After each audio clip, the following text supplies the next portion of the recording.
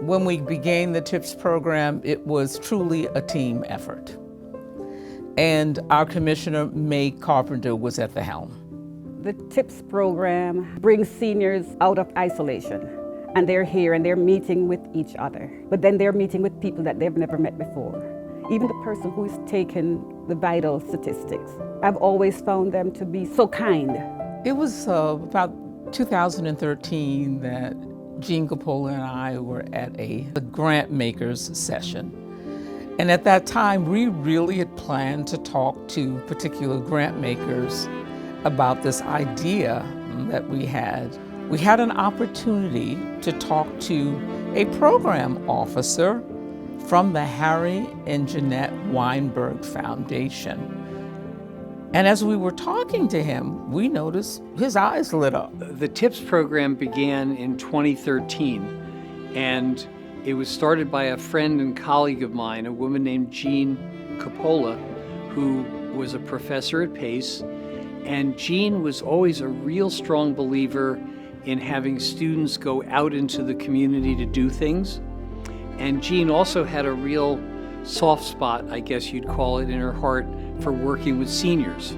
Jean was teaching a class in New York City, and she engaged her students in thinking about how they could provide some kind of healthcare benefits to seniors. TIPS is a short for the Telehealth Intervention Programs for Seniors. Growing up, my brother Chris and I were always involved with technology and thinking that how this could go into the next level and be scalable into society. We always had that background of technology was out there to enable remote needs so people would not have to travel far to go get the same kind of care. He said, why can't this be something where this could focus on also the well people who are living independently, living an active life. We started off with kind of a grand idea from May Carpenter.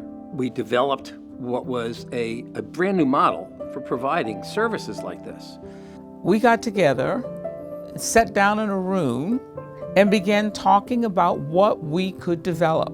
We came up with the telehealth intervention programs for seniors. The TIPS program is a very simple program where we find locations where primarily seniors congregate when they take their readings, such as blood pressure, blood oxygen, and weight. That is able to be transmitted into the web portal where a telehealth nurse who's typically remote is able to review that data.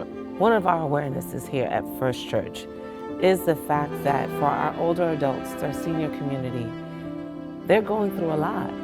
And they're still trying to find purpose, they're struggling with the losses in their lives. One of the things that we found here at TIPS, even though they're coming for their vitals, they're getting a whole lot much more. They're finding community. Before we had the TIPS telehealth program, we were guessing. However, when you include the TIPS telehealth program, where we're monitoring their blood pressure and their oxygen level and their weight, how many falls, how many hospitalizations, how many medication changes, when we have the statistics that we receive from the TIPS telehealth program, we can target what we need to present. The changes I've seen in the participants since they have been involved in the program is that they are checking in on themselves. They're checking their own vitals when they're here. They're following up with their doctors. We were very surprised to see not only the students but also the seniors have that intergenerational component between the two. But their attitudes about aging and about older adults was significantly changed and improved with that contact. It is a great way to promote intergenerational understanding and activity. The lady that does the TIPS with us, she is so nice to us. As far as friends, we are one big family. TIPS, it's worth being involved in that. It really is. And I'm glad I am.